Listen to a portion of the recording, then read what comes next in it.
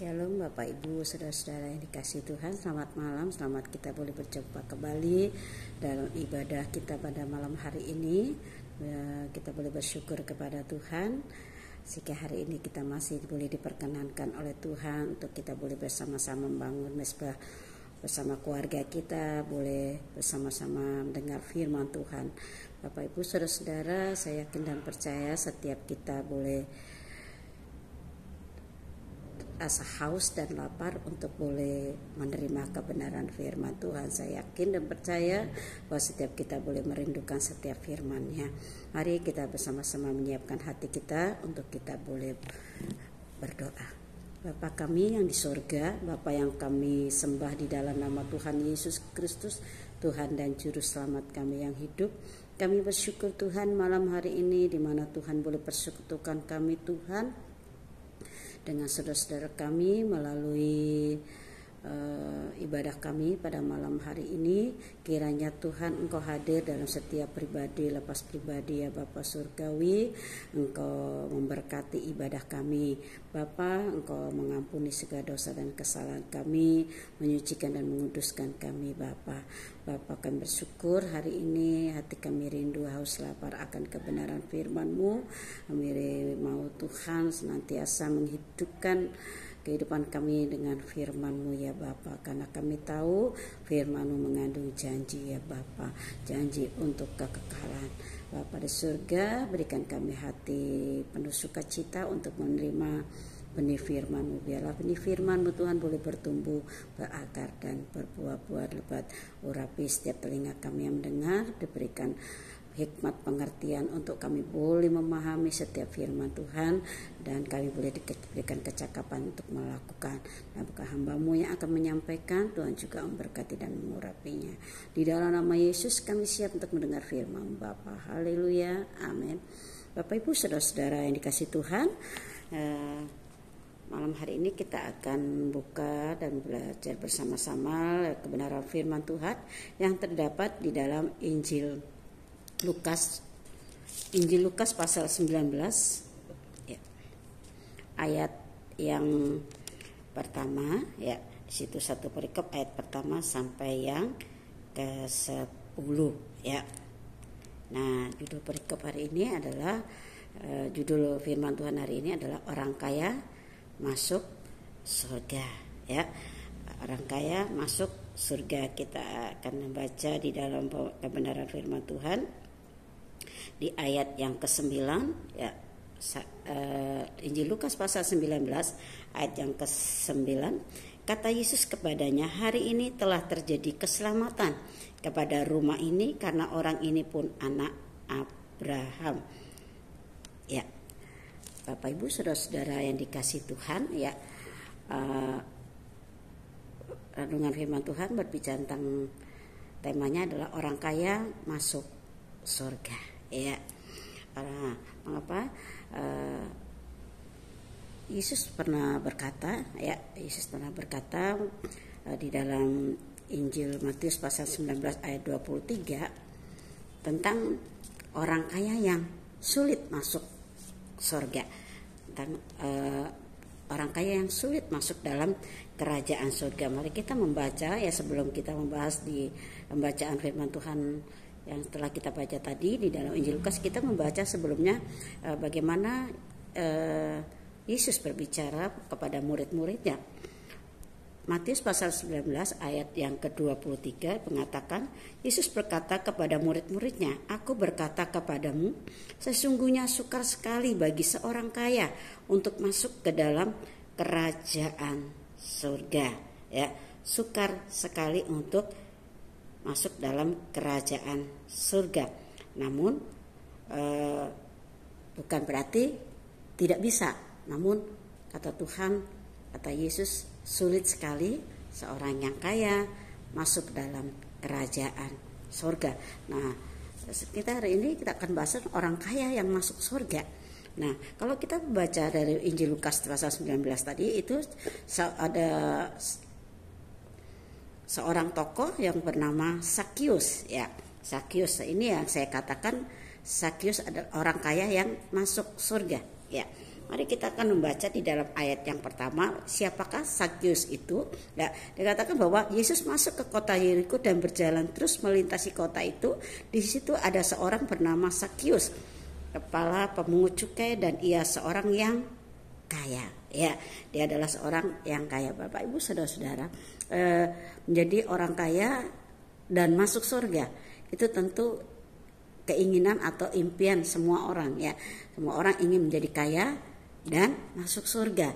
Namun di situ menjadi peringatan bagi setiap kita, orang-orang yang merasa dirinya kaya atau disebut orang-orang kaya, atau Tuhan memberkati mereka dengan kekayaan, itu menjadi warning agar berhati-hati. Nah, karena di situ dikatakan bahwa orang kaya itu sulit untuk masuk surga.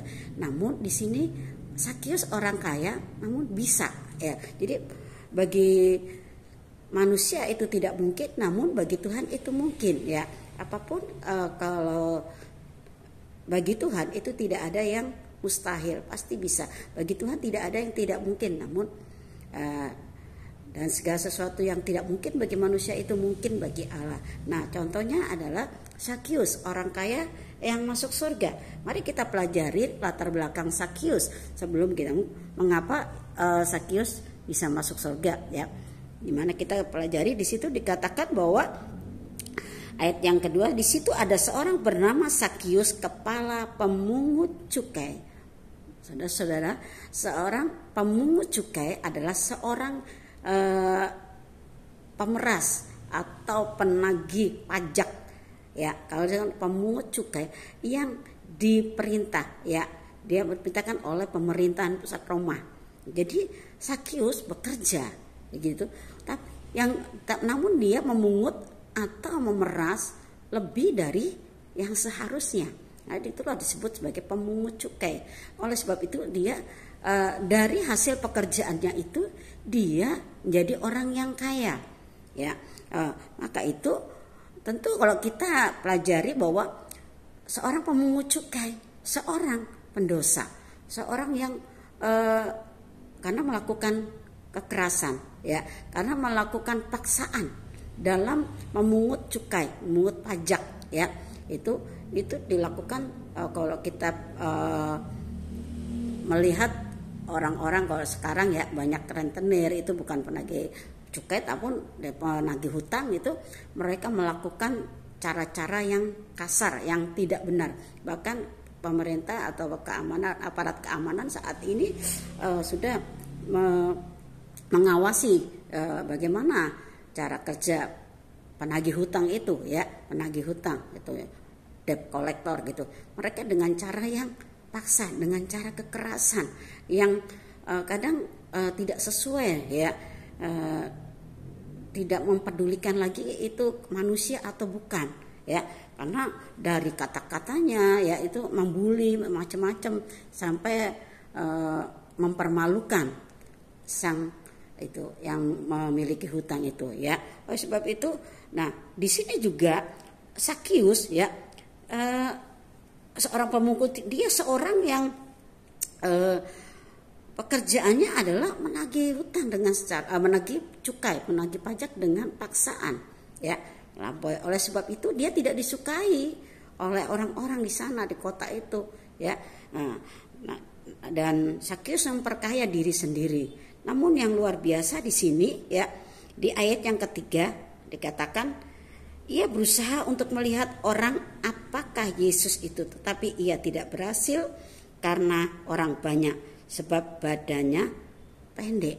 Iya, rasa keingintahuan, ya, rasa keingintahuan Sakyus kepada profil atau sosok Yesus yang menjadi viral pada saat itu, di mana dia adalah seorang guru yang penuh hikmat, pengertian dan bijaksana dalam hal mengajar.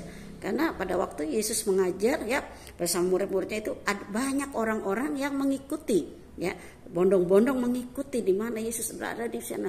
Nah, di sini kalau anak muda sekarang, Sakyus juga kepo, ya, ingin tahu seperti apa sih Yesus itu, siapa sih Yesus itu sebenarnya, gitu.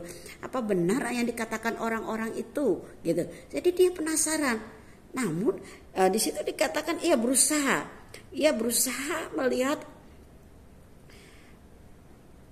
Yesus ya, tetapi ia tidak berhasil karena orang banyak ya. Karena Sakius ini seorang yang bertubuh pendek ya, jadi karena banyaknya orang, tentu orang pendek gak kelihatan dia di situ ya, berjubel-jubel tidak kelihatan.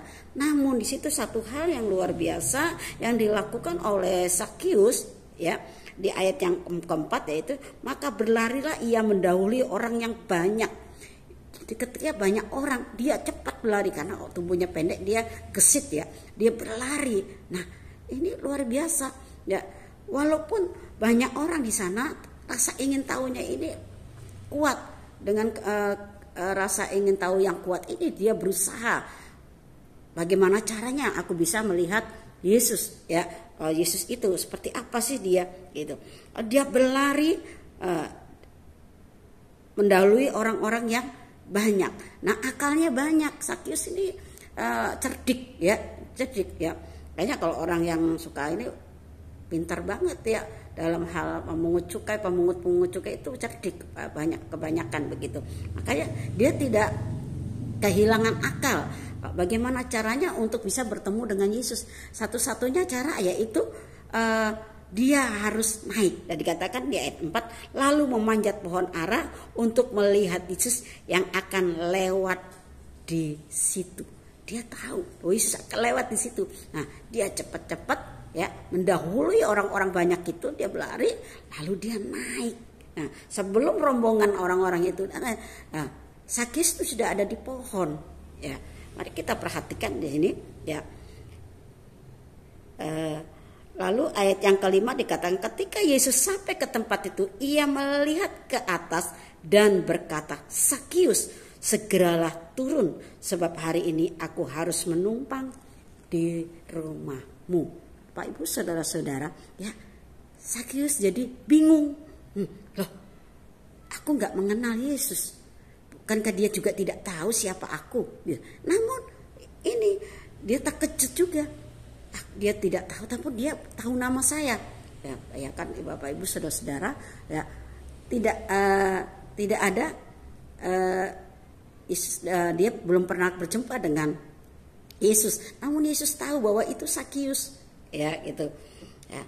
Ya yang harus kita percaya bahwa Yesus adalah ya Allah yang menjadi manusia. Dia mempunyai hikmat ilahi ya manusia 100%, namun Allah secara seraya juga 100% ya Allah ya, Allah yang menjadi manusia. Jadi dia mengetahui bahkan apa yang ada di hati manusia, pikiran manusia, dia lebih tahu dari semuanya oleh itu. Namun Sakius tidak tahu hal itu ya, siapakah Yesus. Oleh sebab itu begitu dia mendengar suara namanya disebut, hai Sakius ya, dikatakan di ayat yang kelima, segeralah turun sebab hari ini aku harus menumpang di rumahmu. Wow, luar biasa Bapak Ibu saudara ya.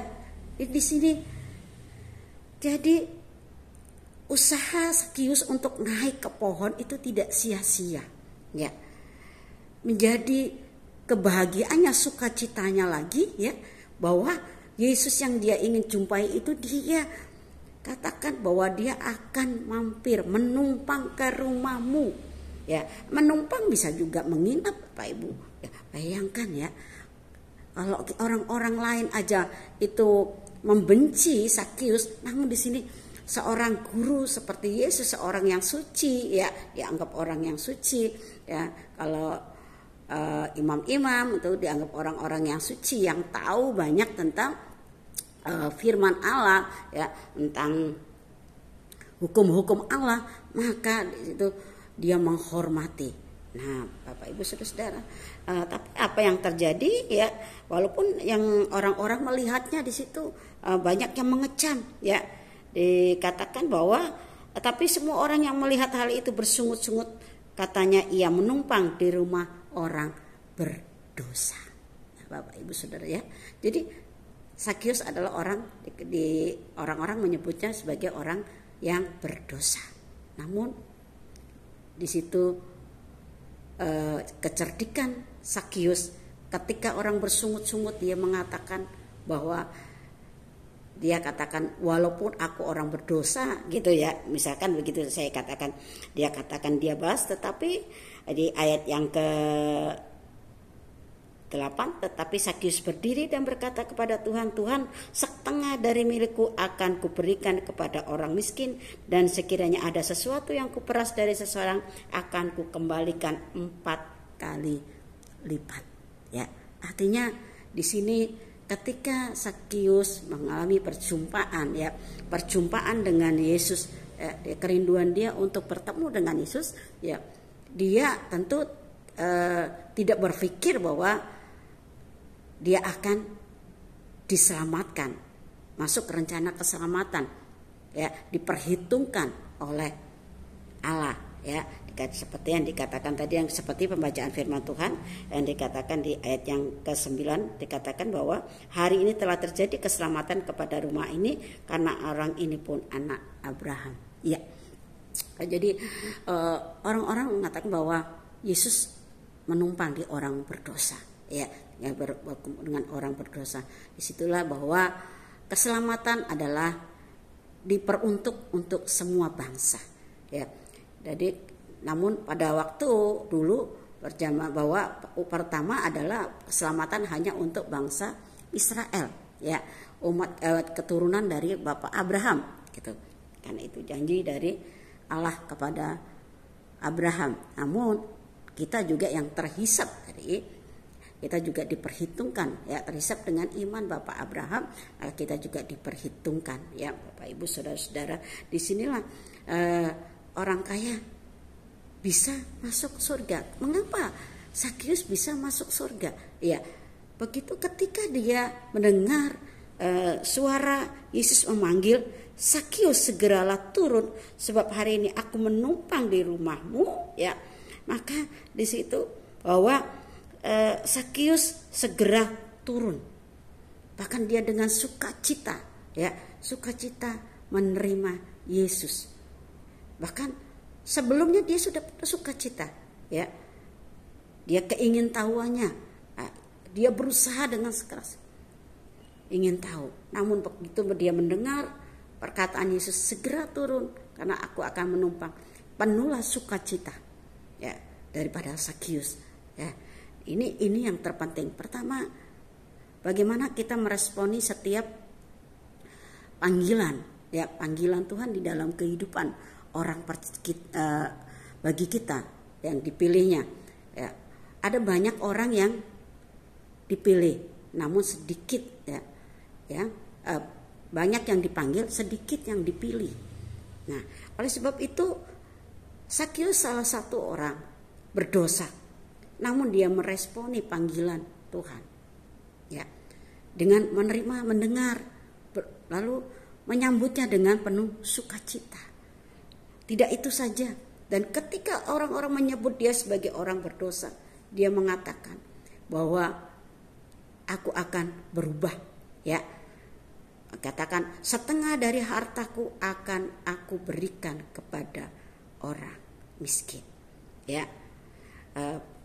Peraturan orang-orang Yahudi untuk memberikan persembahan kepada orang-orang miskin itu 20% dari penghasilannya.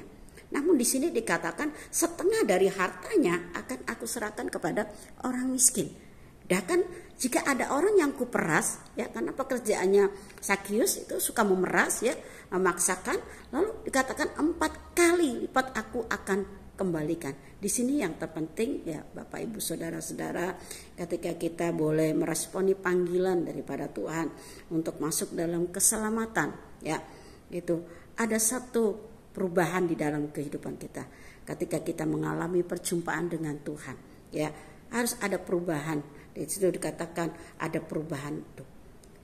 Yang tadinya seorang pemeras, seorang yang keras, pemarah, namun di situ dikatakan dia adalah orang yang menjadi seorang yang pemurah.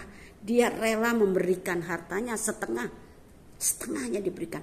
Bahkan orang-orang ini yang diperasnya, dia berani bayar harga untuk menanggung segala kesalahan-kesalahannya di masa lalu. Dia berani, ya, membayar harga, mengembalikannya 4 kali lipat. Inilah satu sikap dari pertobatan Sakius. Tuhan tidak pernah melihat latar belakang seseorang ketika Tuhan memanggil.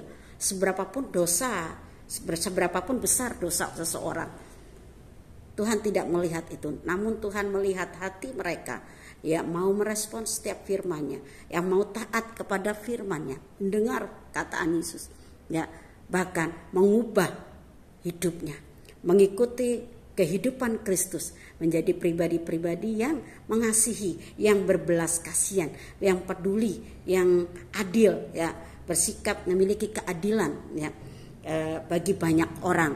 Jadi disinilah, jadi seorang Sakius, orang berdosa, orang pemungut cukai, orang kaya, namun bisa masuk surga. Jadi, ya, jadi Bapak Ibu, saudara-saudara, mari kita melihat, ya, di sini Sakius dia percaya akan pemberitaan firman Tuhan. Tentu kalau Yesus datang masuk ke dalam rumah, banyak yang diperbincangkan, banyak yang akan disampaikan, ya. Di situ Sakius merespon setiap firman Tuhan. Dan seperti apakah Sakius bisa digambarkan, ya? Kalau kita melihat bacaan di dalam firman Tuhan, di dalam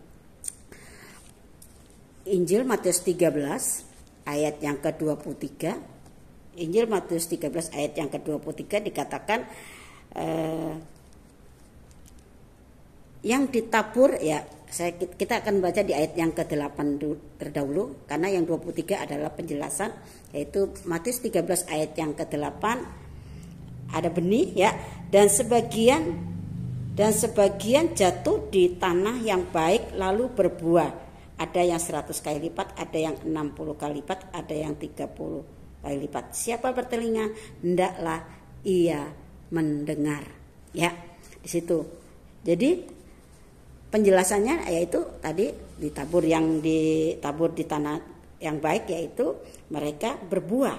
Nah, dikatakan di tanah yang baik orang-orang yang mendengar firman itu dan mengerti, dan karena itu ia berbuah. Jadi ketika Sakius mendengar, ya, penyampaian firman Tuhan, dia mau mendengar, lalu dia mau mengerti, ya, lalu dia mau berbuah. Ini yang terpenting, yaitu bahwa kita dipanggil, ya, dipilih untuk diselamatkan, namun kita juga dituntut untuk berbuah di dalam kehidupan kita. Ya, di situ langsung Sakius ada perubahan, ada buah pertobatannya, ya. Dia juga membuat, yaitu memiliki kemurahan hati. Dia mau memberikan sebagian hartanya untuk orang-orang miskin. Dia mempedulikan, yang tadinya tidak peduli, dia mempedulikan orang-orang miskin, orang-orang sekitarnya. Ya Bapak Ibu, saudara-saudara, jadi iya, oleh sebab itu firman Tuhan yang ditaburkan oleh Yesus itu bertumbuh, ya, dan berbuah-buah. Itu yang Tuhan mau, dan itulah sebabnya Yesus katakan bahwa hari ini telah terjadi, ya, hari ini telah terjadi keselamatan kepada rumah ini, ya, karena orang ini pun anak Abraham, ya, secara garis keturunan dia terlahir dari, ya, ia terisap juga bahwa dia keturunan dari nenek moyang Bapak Abraham. Jadi dia juga layak untuk menerima keselamatan. Jadi Yesus mencari orang-orang yang terhilang. Ya, orang-orang berkata bahwa dia menumpang kepada orang-orang berdosa. Yesus pernah berkata bahwa bukan orang benar yang aku datang, bukan untuk orang benar, namun untuk orang berdosa. Ya, bukan orang sehat yang membutuhkan tabib, namun orang yang sakit. Itulah sebabnya bahwa sampai sekarang, yaitu bahwa keselamatan itu harus terus diberitakan, ya, bagi banyak orang. Kesempatan kita untuk memberitakan itu menjadi tugas kita sebagai orang-orang percaya yang sudah mengalami perjumpaan melalui buah-buah kita, buah-buah pertobatan kita, ya, itu harus terlihat di dalam kehidupan, ya, nyata. Namun, ya, kita kembali kepada mengapa orang kaya sulit masuk surga. Dikatakan di situ ketika ada seorang, ya, kita membaca di dalam Matius pasal 19, dikatakan di ayat yang 23. Yesus berkata kepada murid-muridnya, aku berkata kepadamu, sesungguhnya sukar sekali bagi seorang kaya untuk masuk ke dalam surga. Sekali lagi aku berkata kepadamu, lebih mudah seekor unta masuk melalui lubang jarum dari ada orang kaya masuk ke dalam kerajaan surga. Ya, nah di situ dikatakan ketika murid-murid mendengar itu sangat gemparlah mereka. Jika demikian, siapakah yang dapat diselamatkan? Ya, lalu dikatakan Yesus memandang mereka dan berkata, bagi manusia hal ini tidak mungkin, tetapi bagi Allah segala sesuatu mungkin. Ya, jadi orang kaya, kalau ada, mengapa Yesus mengatakan demikian? Karena di judul perikop di atas di pasal Matius pasal 19 ayat 16 dikatakan ada orang muda yang kaya. Ada seorang pemimpin, ya, dia masih muda, ya itu, ya mungkin parubaya, ya dia seorang pemimpin, dia hidupnya saleh, ya. Dan dia mendatangi Yesus, lalu dikatakan guru yang baik, ya. Dikatakan di ayat yang dikatakan ayat 16, guru yang baik, ya, kata perbuatan baik apakah yang harus kuperbuat untuk memperoleh hidup kekal. Nah, tentu orang kaya ini juga pengen memperoleh hidup yang kekal, ingin masuk dalam kerajaan surga, ya. Dikatakan bahwa Yesus katakan, apakah sebabnya engkau bertanya kepadaku tentang apa yang baik? Hanya satu yang baik, yaitu Allah. Tetapi jika engkau ingin masuk ke dalam hidup, turutilah segala perintahku. Turutilah segala perintahku. Nah, perintah Allah, kata orang itu kepadanya, perintah yang mana? Kata Yesus, janganlah membunuh, jangan berzina, jangan mencuri, jangan mengucap saksi dusta, hormatilah ayahmu dan ibumu, dan kasihlah sesamamu manusia seperti dirimu sendiri. Kata orang muda itu kepadanya, semuanya itu telah kuturuti, apalagi yang masih kurang. Kata Yesus kepadanya, jikalau engkau hendak sempurna, pergilah, jualah segala milikmu dan berikanlah itu kepada orang-orang miskin, maka engkau akan beroleh harta di surga. Kemudian datanglah kemari dan ikutlah aku. Ketika orang muda itu mendengar perkataan itu, pergilah ia dengan sedih sebab hartanya. Ya, di sini seorang muda yang kaya tadi bertanya bagaimana untuk peroleh hidup yang kekal, masuk dalam kerajaan surga. Ya, semua sudah dilakukan menurut hukum Allah, hukum Taurat. Ya, dia adalah seorang yang saleh, ya, yang melakukan menuruti 10 hukum Allah. Ya, namun kata Yesus satu yang belum, jualah harta milikmu dan bagikan kepada orang miskin. Namun dikatakan ayat 20, ketika orang muda itu mendengar perkataan itu, pergilah ia dengan sedih sebab banyak hartanya. Nah, Bapak, menjadi penghalang yaitu mengapa orang muda ini tidak bisa sulit orang kaya masuk surga, yaitu adalah hartanya. Ya, manusia syarat dengan cinta akan harta di dunia ini, ya. Oleh sebab itu yang menjadi kendala. Namun di sini tadi kita telah belajar melalui pribadi Sakius, yaitu di mana dia rela menyerahkan nyawanya, menyerahkan hartanya, ya, menyerahkan hartanya untuk apa? Untuk memperoleh harta yang di surga.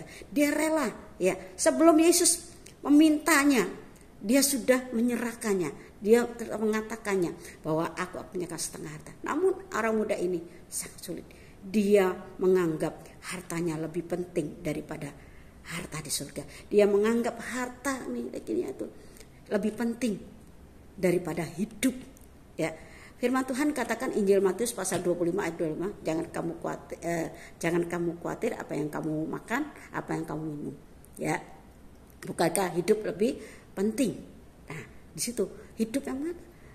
Ada banyak orang memperhatikan hidup di bumi saja, tapi tidak memperhatikan hidup di kekekalan. Nah, disinilah anak muda ini, ya, dia, ya, kalau kita katakan dia adalah seorang pelayan Tuhan, bisa dikatakan demikian.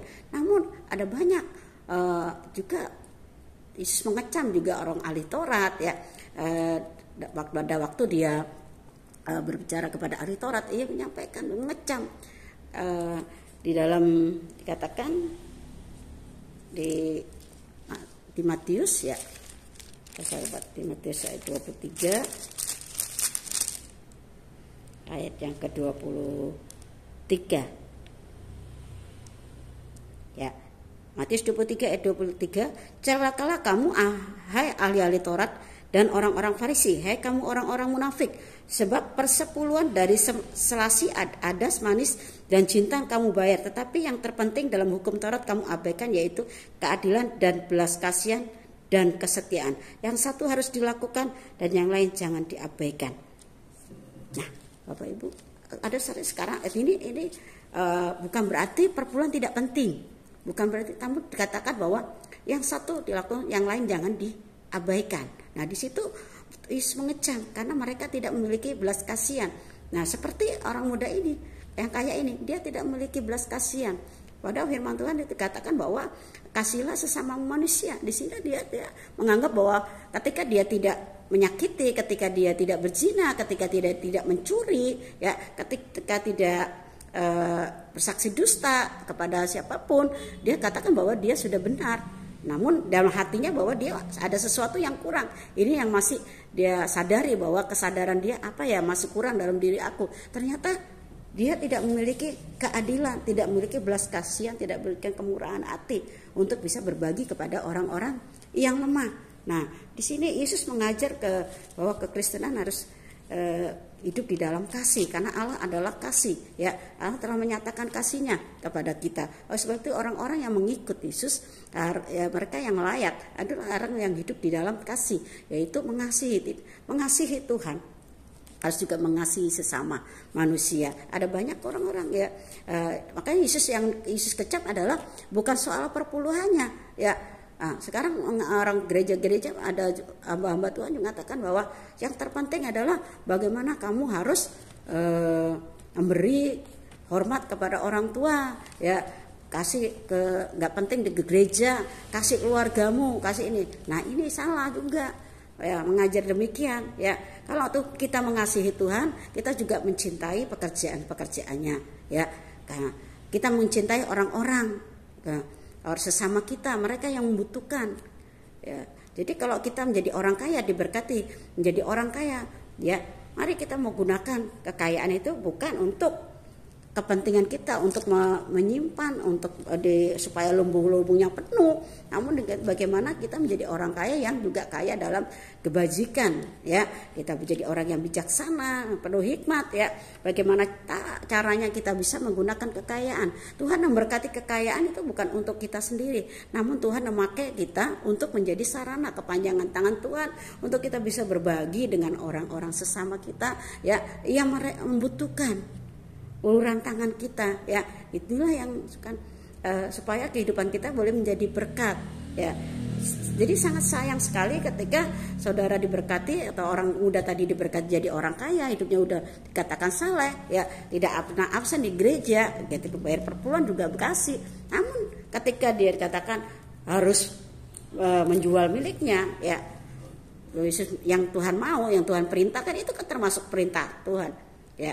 Tuhan, apa yang menjadi permintaan Tuhan, dia tidak mau lakukan, dia sedih. Bahkan di Markus dikatakan dia kecewa dengan perkataan Yesus.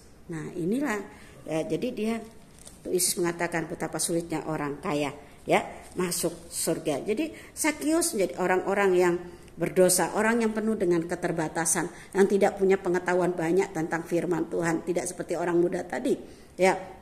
Tapi tidak menjadikan kendala keterbatasannya dia secara lahiriah, tubuhnya pendek, tidak membatasi kerinduannya untuk bisa berjumpa dengan Yesus, kerinduannya untuk melakukan firman-Nya, kerinduannya untuk menuruti setiap firman Tuhan. Dia nyatakan, dia tunjukkan sebagai orang yang, ya, dikasihi oleh Tuhan, ya, dihormati oleh Tuhan, ya, dihormati oleh Yesus sebagai guru, ya, di mana Yesus mau menumpang ke rumahnya, itu menjadi sukacitanya dan mengubah kehidupan Sakius. Maka layaklah Sakius sebagai orang kaya, dia tidak mengurangi kekayaannya atau mengurangi hartanya ketika dia harus berbagi, ya. Namun saya yakin dan percaya bahwa Tuhan akan memberkati Sakius dengan semakin melimpah, karena dia mau melakukan, dia mau memiliki karakter seperti Yesus, yaitu kepedulian, keempatian, ya. Ada juga banyak anak-anak juga bayar perpuluhan bisa, namun tidak memperhatikan kehidupan orang tua, keluarga misalnya. Ini juga salah, ya. Jadi seperti yang dikecam, jangan sampai kita juga dikecam, ya. Jadi kita harus lakukan semua untuk Allah, juga untuk sesama kita, ya. Kita harus juga perhatikan itu sebagai persembahan sebagai ucapan syukur kita oleh karena berkat-berkatnya. Jadi seorang yang kaya masuk surga, dia yang itu orang muda tadi, bahwa dia menganggap penting kata kekayaannya. Dia tidak menganggap penting harta yang di surga, harta yang sebenarnya, harta di surga yang Tuhan sudah tawarkan, yang Yesus sudah tawarkan bagi orang muda tadi, ya. Jadi sangat rugi kalau kita dalam pengiringan akan Tuhan, ya. Hidup kita sudah menjadi pelayan Tuhan, setia melakukan apapun, namun satu hal yang tidak kita lakukan ketika kita menutup mata, ada orang minta bantuan, minta pertolongan, ketika Tuhan harus mengatakan berilah, namun kita tidak bisa memberi. Jika ketika pekerjaan Tuhan membutuhkan dana, kita tidak mau berbagi, ini juga menjadi kendala bagi kita untuk bisa masuk kerajaan surga. Tadi, ya, orang pelit, orang kikir, firman Tuhan katakan tidak masuk surga, ya. Kita bisa mencontoh juga seorang janda yang memberikan persembahannya, ya, yang Tuhan hargai, yang Yesus hargai adalah persembahan janda itu. Sekalipun dia nilainya kecil, nominalnya kecil 2 peser, namun yang kata Yesus katakan persembahan janda itu adalah persembahan yang terbesar dibanding dari persembahan orang-orang kaya, ya. Walaupun nominalnya besar, namun tidak besar karena masih ada harta yang di rumah, ya. Namun kalau persembahan janda itu adalah persembahan dari seluruh hidupnya, ya. Dia cuma punya 2 peser, itu satu-satunya, lalu dia persembahkan, ya, persembahkan untuk di rumah Tuhan. Nah, itulah dikatakan bahwa persembahan janda itu yang terbesar, ya. Tapi itu sebagai ayat penutup, ya. Mari kita buka di dalam 1 Timotius 6 ayat 18. 1 Timotius 6 ayat 18 sampai 19. Peringatkanlah agar mereka itu berbuat baik peringatkanlah agar mereka itu berbuat baik, menjadi kaya dalam kebajikan, suka memberi dan membagi, ya, dan membagi. Ayat 19 dikatakan, dan dengan demikian mengumpulkan suatu harta sebagai dasar yang baik bagi dirinya di waktu yang akan datang untuk mencapai hidup yang sebenarnya. Amin. Firman Tuhan, Bapak Ibu Saudara, kiranya firman Tuhan hari ini boleh memperbaiki, ya, sikap hidup kita, pemikiran kita yang salah, ya. Mari kita perbaiki, tidak ada kata terlambat untuk kita selalu setiap hari memohon pengampunan kepada Tuhan, selalu bertobat, selalu memperbaharui seperti Sakius, tidak pernah terlambat, ya. Tuhan katakan tidak ada kata terlambat untuk seorang yang mau bertobat dan menerima keselamatan yang daripada Tuhan. Tuhan Yesus berkati, mari kita bersama-sama bersyukur. Terima kasih Bapa yang baik, kami mengucap syukur untuk kebaikan Tuhan, kemurahan Tuhan pada malam hari ini. Tuhan boleh mengingatkan kembali jalan-jalan hidup kami, pemikiran kami yang salah, Tuhan, melalui kebenaran firman Tuhan. Biarlah setiap kami boleh menerima dengan sukacita setiap firman Tuhan, dan kami boleh berikan kecakapan untuk melakukan setiap perintah Tuhan, firman Tuhan, untuk kami boleh mengasihi sesama kami, untuk kami boleh mengutamakan keselamatan hidup kami, ya Tuhan, untuk kami boleh mengutamakan harta yang sesungguhnya, yaitu keselamatan, yaitu kerajaan surga yang Tuhan sudah janjikan bagi setiap kami yang mau menerimanya, yang mau percaya kepada Tuhan Yesus. Ya Bapa, buat hati kami semakin hari semakin Tuhan mengasihi Tuhan, percaya sungguh-sungguh kepada Tuhan, bahwa kami yakin dan percaya bahwa Tuhan akan senantiasa menyertai kehidupan kami. Tuhan yang akan memberkati kehidupan kami, memakai kami terus Tuhan dalam kehidupan kami, di dalam pelayanan pekerjaan Tuhan, di dalam pelayanan rumah tangga kami dimampukan. Oleh sebab itu Bapa Surgawi, kami butuh Tuhan pemeliharaan daripada Tuhan. Peliharakan tubuh jiwa roh kami, kiranya boleh terpelihara sempurna ya Bapa, sehingga kami boleh tetap kuat teguh dalam pengiringan kami akan Engkau Tuhan. Jangan biarkan kami lemah, jangan biarkan kami menyimpang ke kanan dan ke kiri, jangan biarkan kami jatuh ke dalam berbagai-bagai pencobaan. Yang kiranya kami boleh terus memandang Tuhan, dan kami boleh tetap hidup berkenan di hadapan Tuhan, hidup suci, hidup kudus Tuhan, memiliki karakter Kristus.